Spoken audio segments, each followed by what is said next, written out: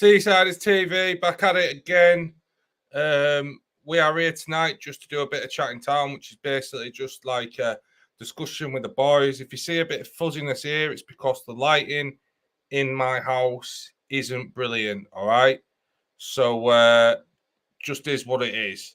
And we shall get the boys in. We are a few down. I will say that there's 3 of us tonight, but we will get the boys in just after this.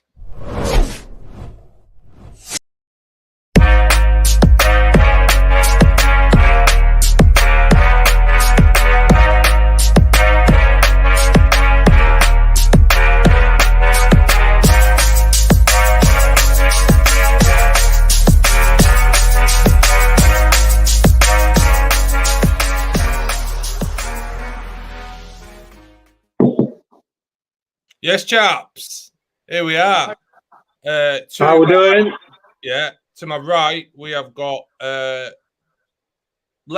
growing legend of this channel, Big Red Brid, and news for everyone. Breaking news: Jacob of BTFC Review, who's got his own channel, by the way. You're gonna have to go check that out, and I'll keep repeating that. People, get that checked out. Jacob is in tonight. And yeah, it's his first appearance on the channel. How are you feeling, Jacob? You right, mate? Yeah, good, thank you. Yeah, good. Tonight we're going to have a few discussion points. It's going to be like a general chat. We haven't had folks do homework tonight, so might be a little bit off the cuff here and there. But we're going to have banners going across the bottom so everyone knows what we're talking about, all right? So if you've joined late or if you've been in from the start, you'll kind of know what the deal is down here, right down there. So, yeah. First one of the day is going to be, I think, well, actually, we'll check it out just after this. Standout players. We have seen. Are we 5 games into the season, chaps? Yeah, I think. Yeah, I think so. I think we're 5 games into the season, so we've seen. Oh, it was first game at home. We've had Liverpool, haven't we? We've had Trafford. We've had North Ferriby. And I think there was one else right at the beginning of the season. But I'll hand it over to you, Ryan. Talk to me about a few players that spring to mind that have stood out for you. Right, first of all, I just want to make sure, is it echoing at your end? Because I'm echoing. A little bit. Yeah, a little bit. Right. And also, just to let you know, I'm on. I don't know if you've noticed, but I'm on. We're on first name basis now. You are? We're on first name basis now. Oh yeah. What I'll do is, Ryan, do you want to maybe leave and then come back in? Yeah, I'll get it. Yeah. All right, mate. Cool. Jacob, talk to me, man. Who's stood out for you currently over the first few games of the season that you've seen at home? Well, obviously, Big Seb, is he coming back from Worksop or is that gone? Right. So yeah, he got recalled by Worksop, right? Because their keeper got an injury. Yeah. So to my knowledge, he got recalled. Now, Denny Ingram does have a really good working relationship with the manager of Worksop, so we are hopeful that he's going to be on the return. Yeah. But I've got to say with that, he might have a little bit of a battle coming back because Ben Vos, for me, against Trafford, put in a great performance. Yeah, definitely. Yeah, he did. I think that. Yeah, it was a good game. I think he had a good game. We saw him once or twice in pre-season. I don't remember much about that, but he had a good game. Yeah. Ryan, what did you think of Ben Vos when you got to see him against Trafford? It was a lot better than I expected. A lot more. he looked a lot more composed, very assured, and he just seemed to have a bit of confidence about him as well. He seemed like he were meant to be there. Do you know what I mean? I didn't have any. He didn't look like a keeper that's third fiddle. Let's put it that way. He didn't look nervy, did he? No. He kind of like walked into the spot, and you thought he kind of gave the aura like, oh, he knows he deserves to be there type of thing. And that. Yeah. It were like it were his stomping ground, like he'd been there forever since day dot. Yeah. Who else? Anybody else for you, Ryan? Sorry, mate. Anybody else that comes to mind that you think's been a standout player so far this season? Well, I think we're all going to be in agreement with this one, but I think it seemed to hit the ground running, barring a goal. But Nathan Dyer, well, it really impressed me to start with. We've only seen Nathan for like one game, but what a game he had, right? Yeah, it looked exactly like what we needed. We said before we needed to sort the midfield out, and we needed more pace in midfield. Now we end up with Nathan Dyer, who's there on wing and is fast. It were basically like it were as if we'd asked, and the staff at the backroom staff had delivered. You know, it was just like I couldn't fault him. I thought it was great. So take me through what you thought. I'll take this off because obviously this is what we're talking about now. But Jacob, take me through what your overall impression of the Trafford game. I thought it was a lot better than some of the games I've seen, and definitely a lot better. One thing I did notice at one point, they was giving the wingers a little bit too much space. Like I said there was, that. Yeah. I think there's a lot more positives than negatives to it though, which is good. 100% agree with that. Yeah,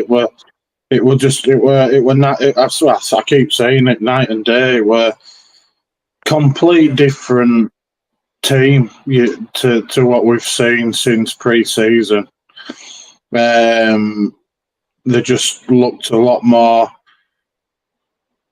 They had more fire. It looked like they had more fire in the bellies, and they also just the passing seemed a bit better. The transition were quicker, and they just seemed like I say, they're just a different side. For me, the biggest change for me was that the ball 80% of the time was being played on the deck, look, you know, I it's one of them. Sometimes you have to go direct, right, as a team, but 80% of that game, it for me, the ball was on the ground, and it was just a big improvement for me. Yeah. It's like I think I saw one ball get hoofed the whole game that were like a hoof ball, and I sort of understood it. You know, if they were trying to just catch him by surprise with a hoof up and see if they can get it onto me, that's fine. You know, you're mixing it up, you're trying to just change it. But it's just like before, it's just been hoof ball for like, I think it was like for the full half, they were just hoof ball on last match. Boys, I've had a brainwave here. Dom in the chat, bro, I know you're here. Dom, do us a favour, bro, and chuck the link for this live into the Talk of the Town and your Steve Britanno lounge, mate, if you can. If you can't, mate, not a problem. I'll do it myself on my phone, but obviously if you can do it for me, I'll keep made in the game type of thing. A lot of compliments on the shirts, and we'll have a chat about the shirts in a bit. We're going to talk about the shirts in a bit, and we'll give like our general ratings, really. We'll give them a rank out of 10. But if we can pull this up, we will go to the next. We'll go to the next discussion.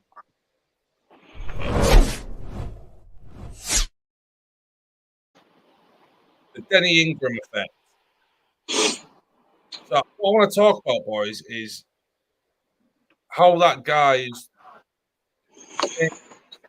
really the entire style of football 10 days. Bearing in mind, he wasn't the gaffer for the full pre-season, right? So they've been learning essentially AD ball for the pre-season, this, that, and the other. He'll have had a lot of input, but he won't have had the final say on how the games are played. I don't think. Obviously, I'm not in the dressing room, but you'd expect that AD would have had the final say on how things are going. In 10 days, Jacob, talk to me on how well you think Denny Ingram has done coming into that that managerial position. Yeah, there's definitely a big improvement. I don't think they're obviously not doing the hoofball as much, which is I think is a positive personally. I don't seem to be seeing, when they all just scramble around for the ball and want spacing out as much. They're not seeing that as much. It's definitely, cheers, Fred. Yeah, it's definitely night and day, 100%. I think in 10 days, it's really great what he's done with the team. Ryan, would you say the boys look hungrier now under Denny? 100%. But Denny answered one of my questions in one fell swoop against Trafford. I made the point of, are we going to see just how much of an input Denny Ingram had when Eddie Costello was in charge, and if he was quite a large influential part, then were we going to see much of a change in how Bridlington Town played? Now, I think the answer we've got is that he maybe didn't have as big a part as what maybe some of us thought, or what I was worried that he might have had, because the play was completely different. And like you say, with 10 days worth of training prior, it's complete turnaround, wasn't it? Complete turnaround.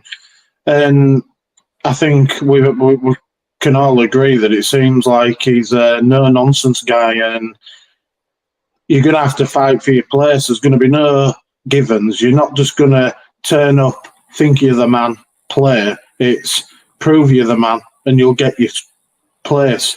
If you're not, or you're not going to put the effort in, you'll be out, and you'll be playing for reserves or whatever.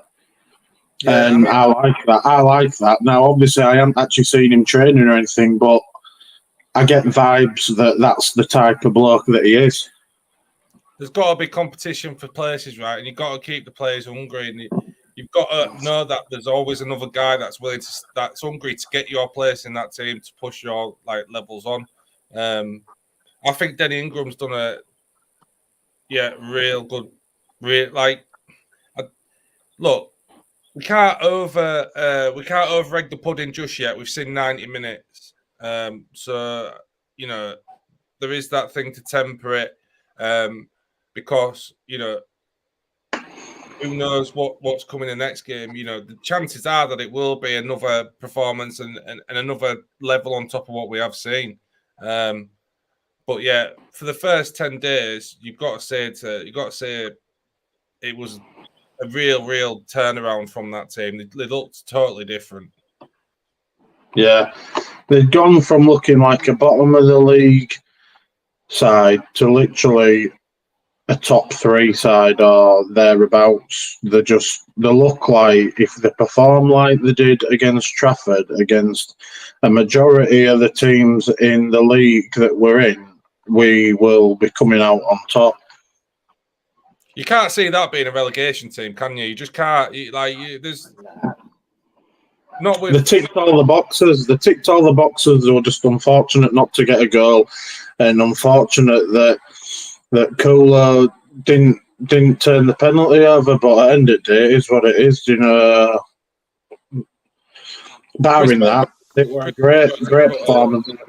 Chris Benrose has put a good comment in here. He says, while the first 11 is the priority for many people, what about the under-19s win at Middlesbrough and give the Resis game on Saturday at Queensgate mentioned? Yeah, for sure, man.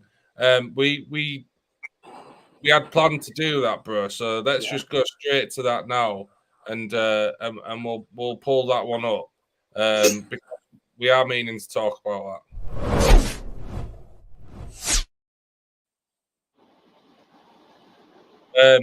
So from what we've seen, boys, and what's been talked about, I think now,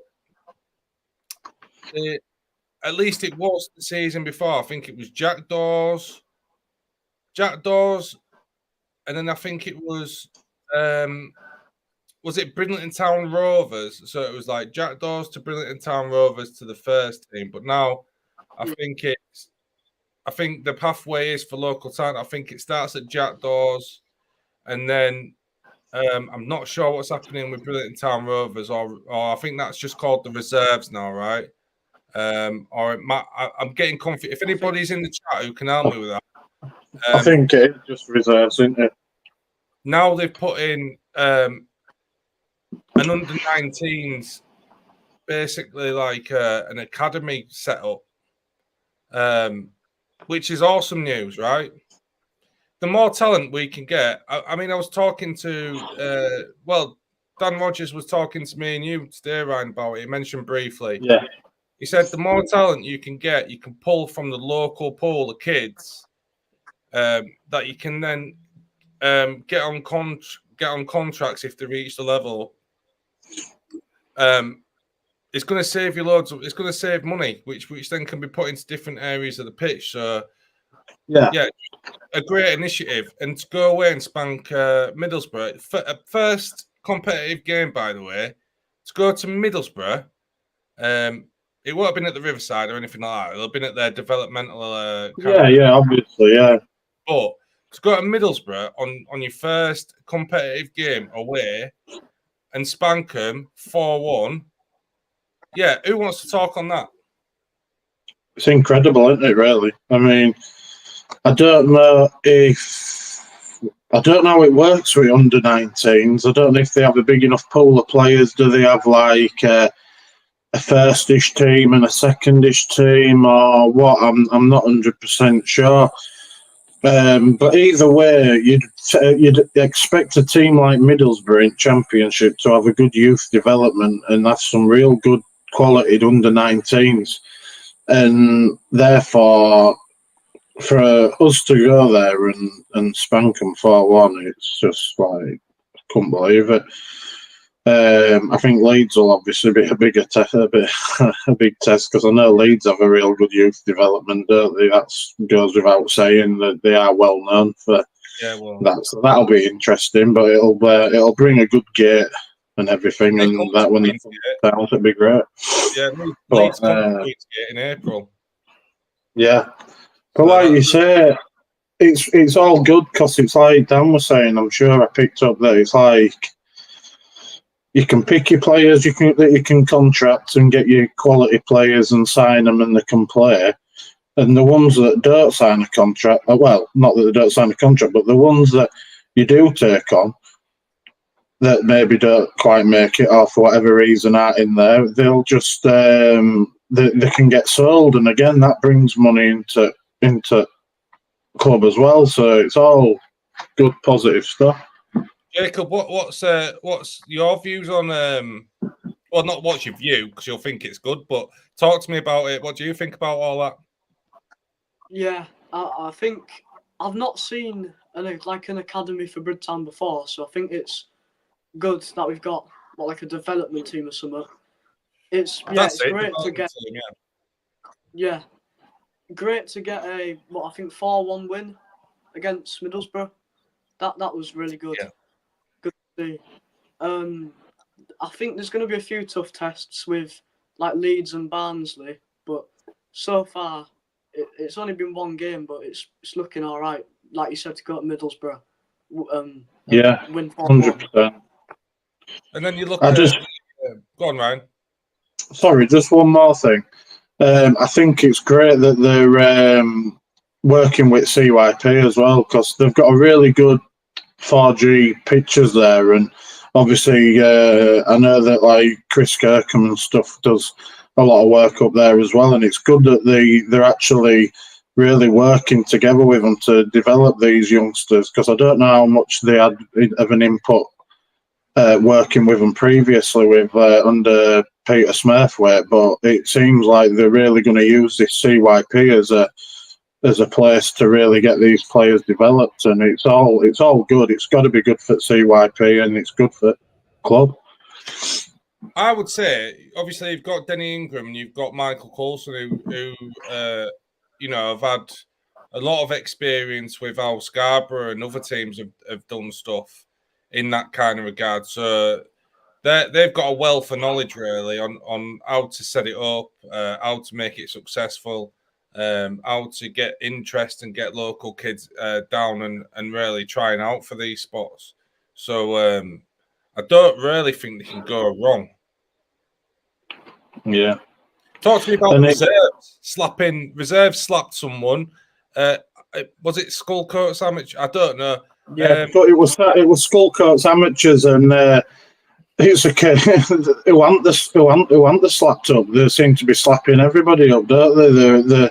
There's some real quality in that reserve side, and I think they said that there's a couple that are in that reserve side that could knock on the door for first team, but I know they said there is one or two that are definitely like thereabouts. But yeah, they're doing fantastic. I know it's a different league and it's lower leagues, but still, it's like you can only if you can't finish, then you're not scoring goals, are you? But so, and they're obviously doing the job. So there's obviously some good little players in there. Yeah, I mean, there's I think Billy Ripley is like in between the reserves and the first team. He's right on the edge of breaking into the first team, to the point I think he's even listed as a first team player, and Kobe Scott. So they're right there. Kobe Scott, yeah. So yeah, they're right there. I'll just read this out from Mike. He says, as I understand it, they're not playing academy sides from pro clubs. They are college-based scholarship scheme teams. A fantastic, nonetheless.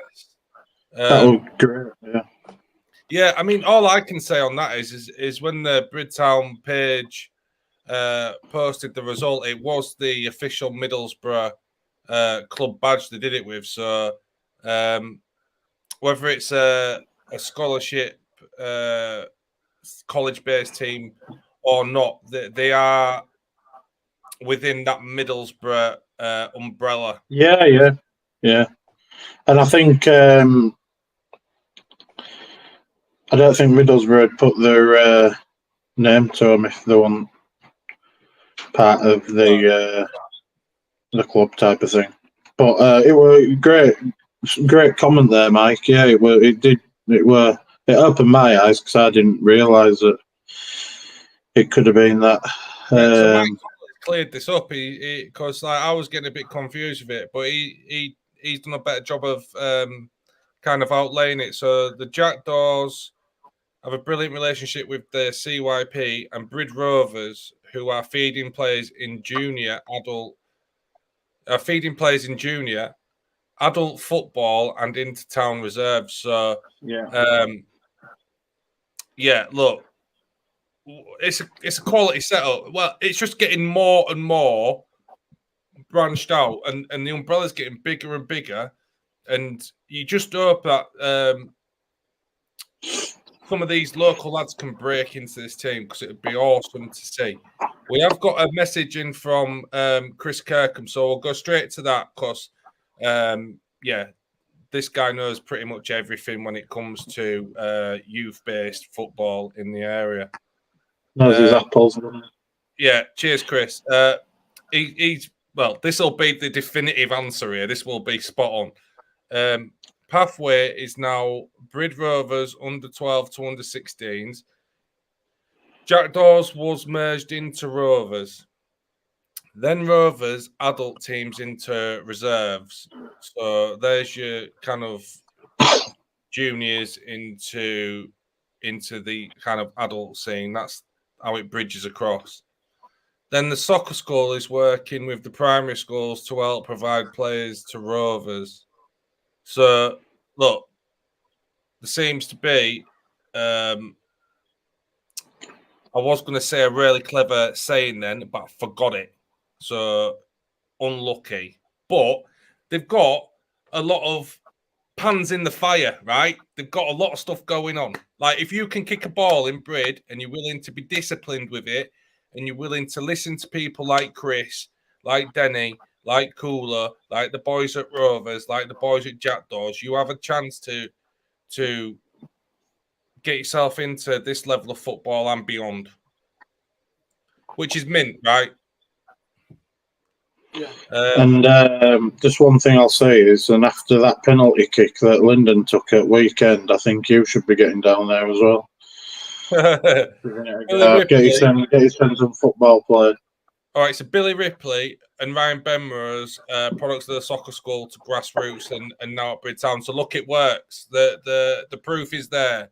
We have the proof of concept, people.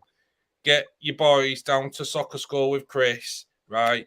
Get the Reds in the game, and look, things like this can happen. And look, there's nothing to say Billy Ripley and Ryan Benrose can't do bigger things in the game either. No.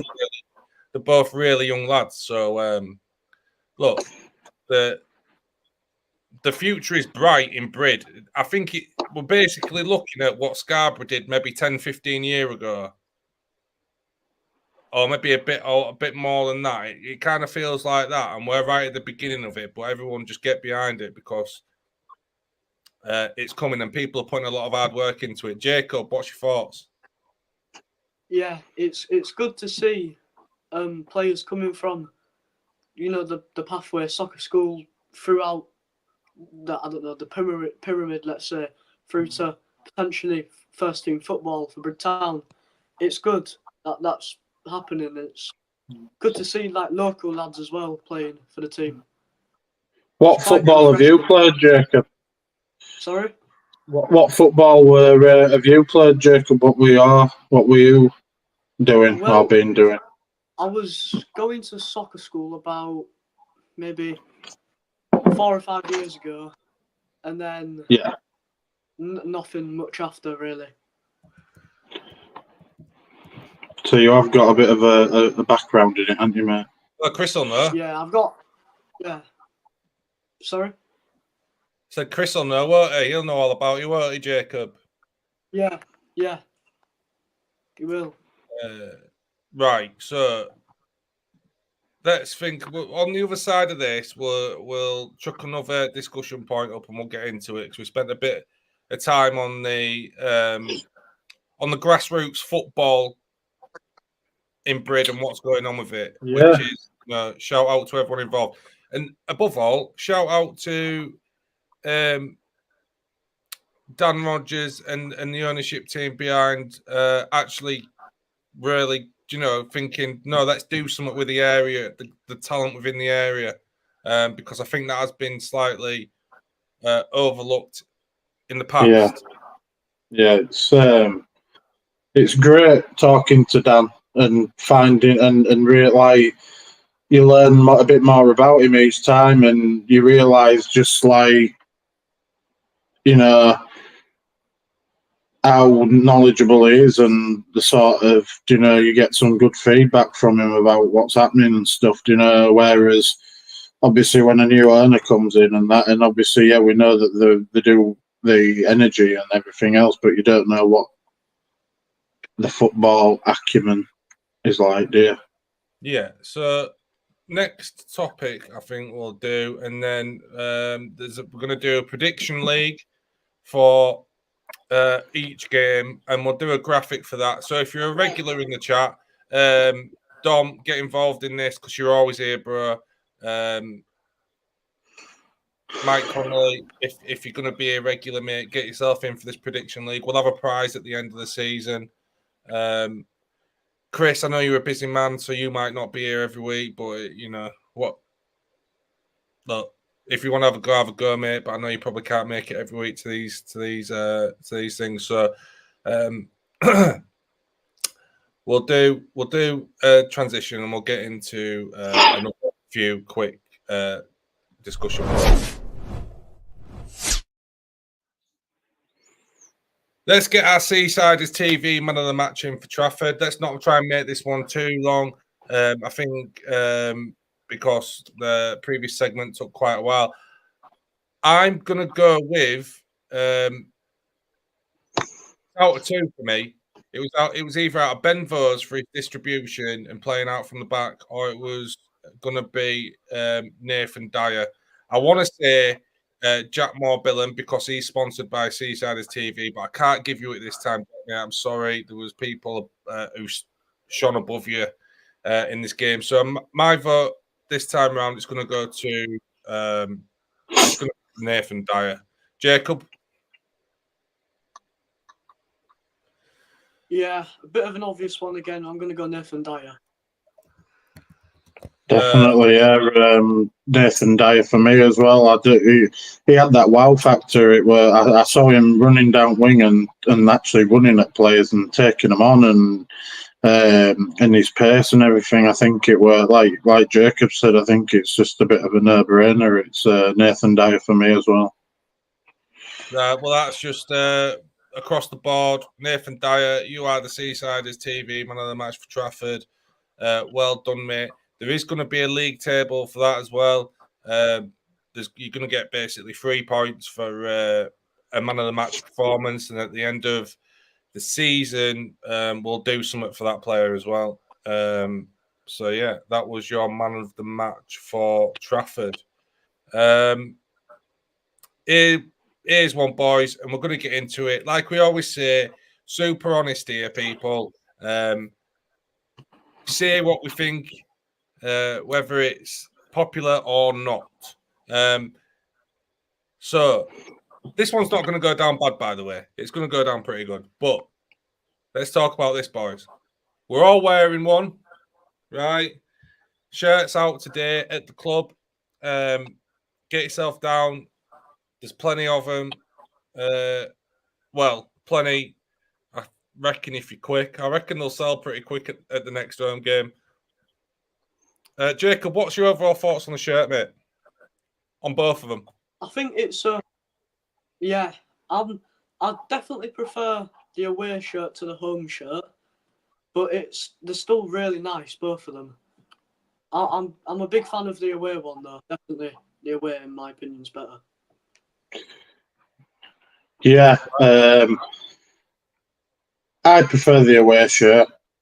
But obviously, the home shirt is it is a good shirt. But at the same time, I do like the material. It's really nice and light. It does seem very breathable. But and I was a bit skeptical of the badge not being embroidered and the brand.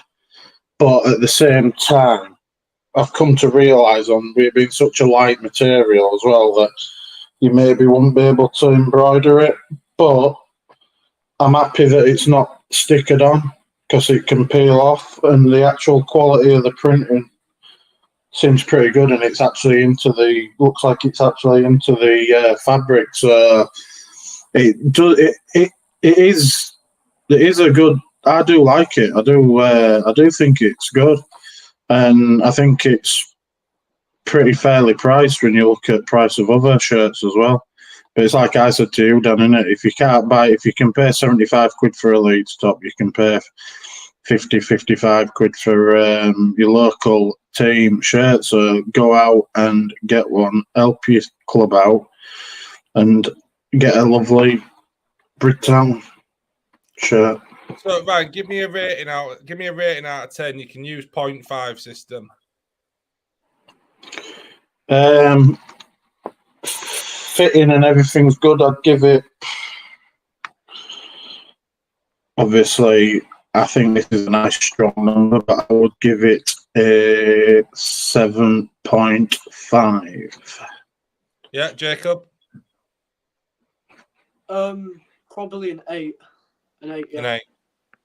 Yeah, I'm in and around that. I'd give it. My thoughts on it is it's a very light material. It's not going to be kind to beer bellies, I don't think. I've got a slight one, but it can't. I think it will just sit on them a little bit. The feel of it is nice. It wears nice. It's quite silky. It's going to be very nice for the players on the pitch because it's going to be very breathable and not going to get overly sweaty. I will echo what Ryan said. I would have liked an embroidered Bridtown badge, and I would have, and then the Capelli bit as well. I would have liked that embroidered. Just give it a bit more. I don't know the detailing on it. If we say how it is, probably could be better. An embroidered badge and an embroidered Capelli Sports, you're probably giving it a 9 out of 10. The designs are really nice. And every time I put it on, I like it a little bit more. It's a grower. Definitely.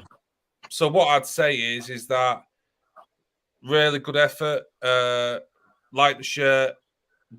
I'll be wearing it a lot. Next year, if we look, people might like it just being printed on, but next year if there isn't an option for embroidery, I would definitely back that. So that's the shirts. We're gonna do one more segment, and then that's gonna be that tonight because we're back here tomorrow with Denny Ingram special. So we're going to be talking the first month of the season, getting to know Denny a bit more about his playing days, what his ethos is as a player, whether he wants to instill that onto the team. Loads of good stuff coming tomorrow with Denny Ingram. He's going to be here with the guys. So, yeah, we're going to do the prediction league for the Chatting Town Prediction League. Which will have a prize at the end of the season, and then we're probably going to clock out on this one. So we'll do that, and then we'll be back with you tomorrow.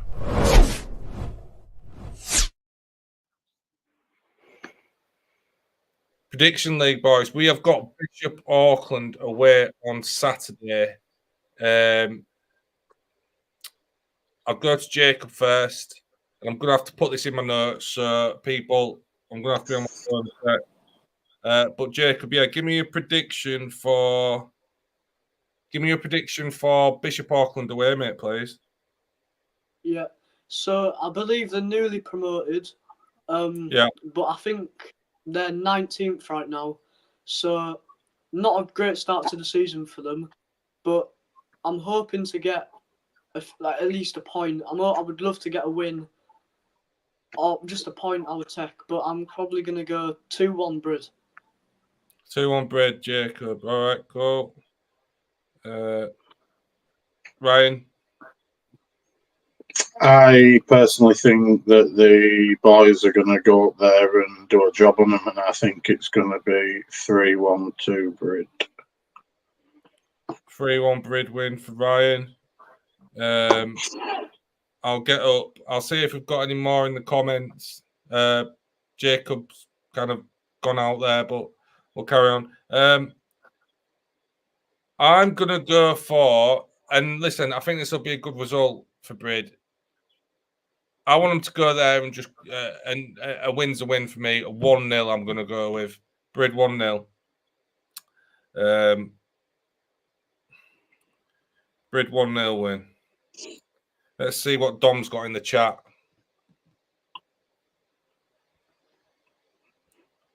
Oh, Mike Connolly's in as well. Let's go, Mike. Right, Dom. He's going 3-1 Seasiders. Good call, Dom. Good call. 3-1 Seasiders. Look, if this comes in, this comes in, and I'll tell you how it's going to work in a minute as well, because I haven't explained it. Sorry, that's me, being a bit dumb. I'll tell you how it's going to work in a minute. Dom 3-1 Seasiders. And then we've got... Oh, Benrose is in as well. Let's go, Chris. Mike Connolly is going 2-1 Brid. Yeah, I like that one, to be fair. I'm the only person with Brid keeping a clean sheet at minute, boys. I'll say that. Brid for Mike Connolly. 2-1. And then we've got Chris Benrose in the chat with a good comment, and I will bring this up first. Yeah, embroidered badges would make your cost go high, mate. I'd pay an extra £5 for an embroidered badge, mate. I'll put that out there. But look, I said this right at the beginning. Go get yourself one of these shirts. They are good. We aren't slating them at all by any means. Definitely worth going out and getting. We're just trying to put us on. We're just giving a full, honest opinion. That's all. But they are definitely worth getting. Right, and we've got Chris Benrose with the 2-2 away draw. Not a bad shout, Chris. Right, I'll take you through how this is going to work, lads. Right, so everybody in, right, Chatting Town you'll always get a day's notice. Like, I'll upload it like on the morning. It can't always be a Thursday. It can't always be a Monday or a Tuesday or anything like that, because people are available at different times, all right? So it's just when we can get the most amount of people on. So it will be a bit here and there, all right? But you'll always get chance you'll always get a good chance to be here, so you can keep up with the league, all right? This is how it's going to work. If you get the correct score, you'll get 3 points. If you get the correct result, but you get the correct goal difference, it's 2 points. So, for instance, if Chris Benrose now, he says 2-2, if it's 0-0, he gets 2 points because he's got the correct result and he's got the correct goal difference. I hope that makes sense. Right, and then if you just get the right result, so if you predicted a Brid win and it's a Brid win, you pick up a point. The only way you don't pick up a point is if you basically got the wrong result. Like if you predicted a Brid win and it's a draw, you don't get any points. If you predict it's a Brid win and Brid lose, you don't get any points. So that's how the league works. And we're going to keep that on. We'll keep that on for anyone. If anybody does miss an episode and you just want to message me on Facebook or whatever to put your prediction in, do it. If anybody wants to join after the fact, do it. You still got opportunity to do it, but I'd say get involved sooner rather than later, because you're going to end up being too far behind. There will be a prize at the end of the season. It'll be around about 100 quid's worth or whatever. We'll do something. Any last thoughts, lads, before we say bye? No, I think we've covered everything, really. Like I say, just need to get behind the lads this Saturday, and I think we're going to come back with some points. It's a long old slog to come back without anything, and I think this could just be confidence booster that they need. Yeah. Jacob, any last thoughts, mate?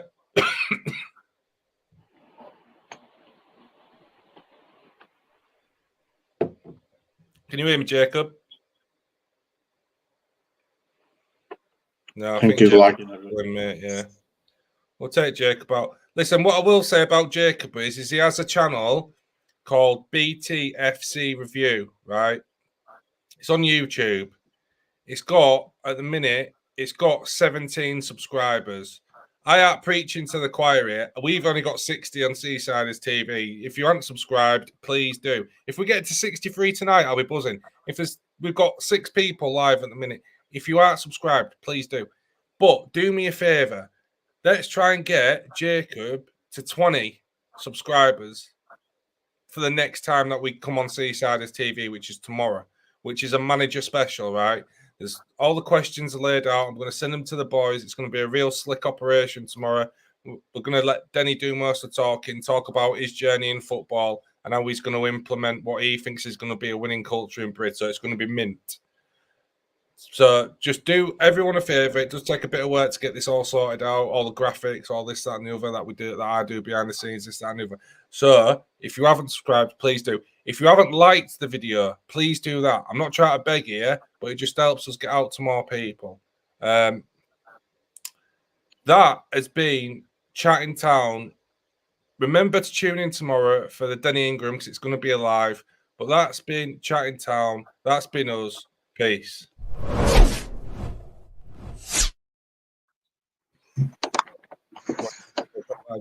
That's Chatting Town. That's been us. Peace.